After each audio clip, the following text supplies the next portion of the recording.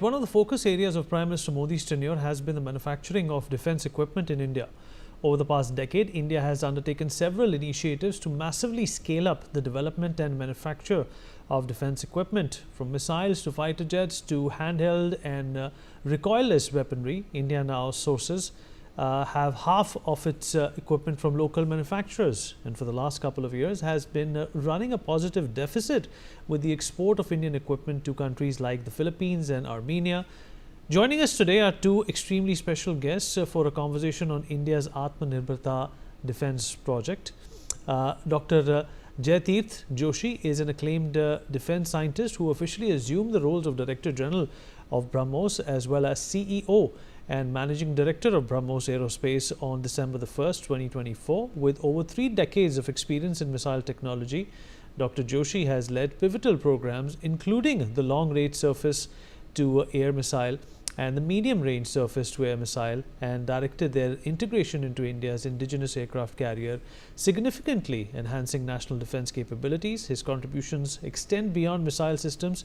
He has been a driving force in skill development, serving as an AICTE Distinguished Visiting Professor and leading efforts in non-destructive testing training as Chairman of the Indian Society for Non-Destructive Testing and the Indian Institute of Welding. Dr. Joshi's distinguished career has earned him prestigious recognition, including the DRDO Scientist of the Year award as well. All right, sir, appreciate you joining us. This is, of course, a very important conversation that we definitely need to have with you. First up, sir, the Prime Minister today from the ramparts of the Red Fort heaped massive praises on India's missile power. How does it make you feel?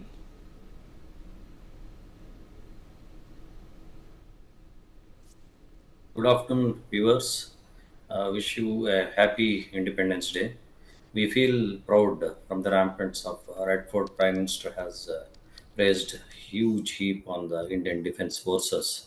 So that motivates to work. We have been working very regularly and with lot of enthusiasm for the country's defense forces, which gives more support and praises of these type of praises. We'll be working with new vigor so that we achieve the entire Atmanirbharta for the country in the defense. So when you see BrahMos get global interest and attention, how important is it for India and our defense industry? See, earlier it was a net importer as a country. The technology was evolving. Right in the year 1983, when we started IGMDP, Integrated Guided Missile Development Program, we started a lot of activities. For a period of time, we have achieved our excellence. And last 10 to 15 years, we have leapfrogged. By doing this, we have achieved a lot of successes, whether it is in defense or space sector and very other telecommunication sector and atomic energy sector. With BrahMos being in limelight last few years, we feel very proud that as a country, instead of a net importer, now we are becoming a next exporter of the defense applications or equipments. And what makes BrahMos a lethal weapon according to you, sir?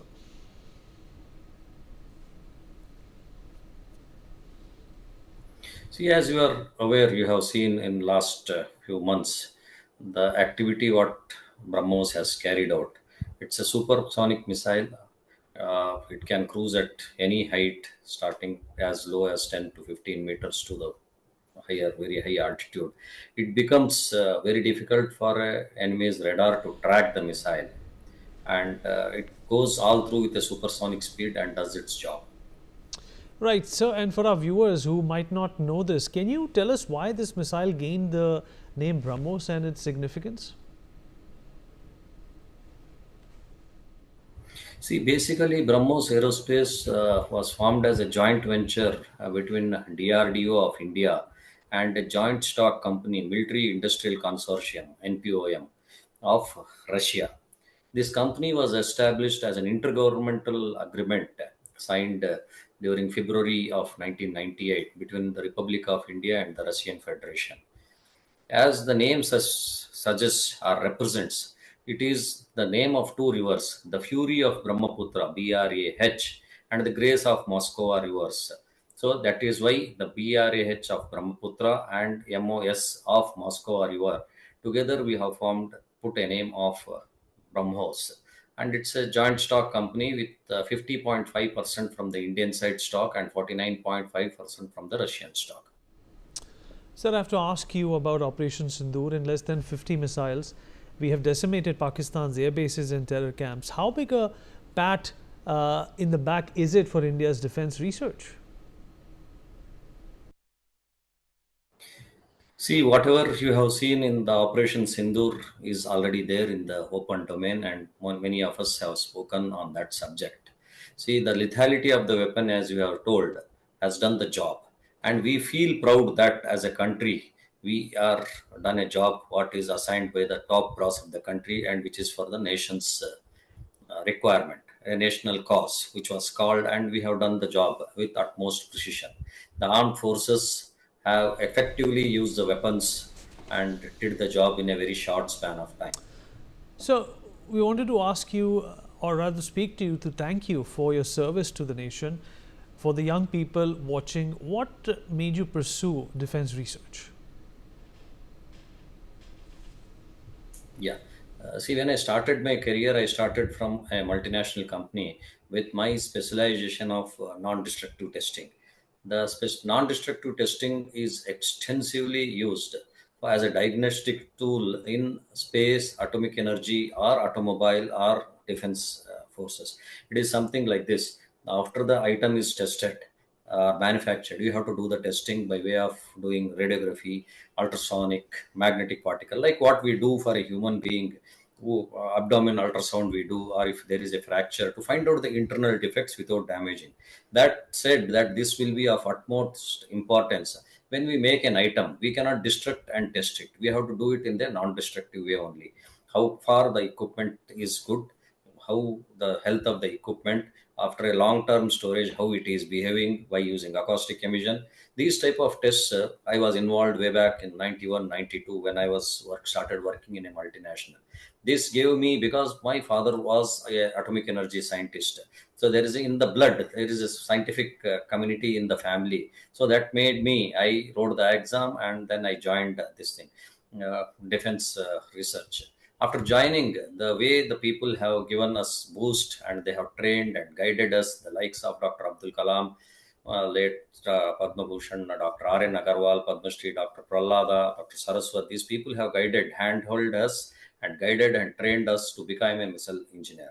So with this thing, now we are able to see any item, when we do the research, when we manufacture and put into use, we feel proud that whatever I have done is come to an use of the country or the nation as a whole. This gives a motivation for us to do it. The youngsters also, I request them to come into this defense, aerospace, or atomic energy, three strategic sectors. They can come and join, and they will see their own technological gain, what they happens, their skill set improves. Thereby they get one satisfaction that I am working for the country. And sir, do you think India has the capabilities to become a defense exporting nation? And how far are we from our self-reliance goals, according to you? See, we have exported Akash, we have exported BrahMos, and we can become net exporter. Already we have started. There is a aim of about 50,000 crores of rupees of export, which is put by Honorable Raksha Mantri under the leadership of Honorable Prime Minister of India.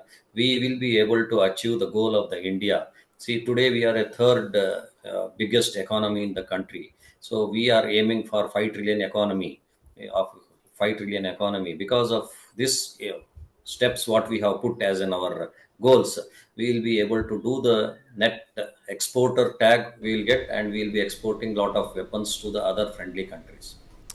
So we don't want to discuss classified details, but can you tell us if we are looking good when we talk about more BrahMos deals besides Philippines? Yeah, as far as the government of India is concerned, we have got a lot of enquiries in the Aero India, and intergovernmental agreements are taking place. We will be able to clinch the deals in the near future. Uh, Indonesia, Vietnam, Saudi, a lot of countries have shown interest. They have visited our stall in Aero India. One by one, we are trying to discuss with them and come up with, give the proposals, and we should be able to click within a year or two the number of deals, so that we get a lot of business. So appreciate you joining us. Thank you so much for taking out the time and speaking with us.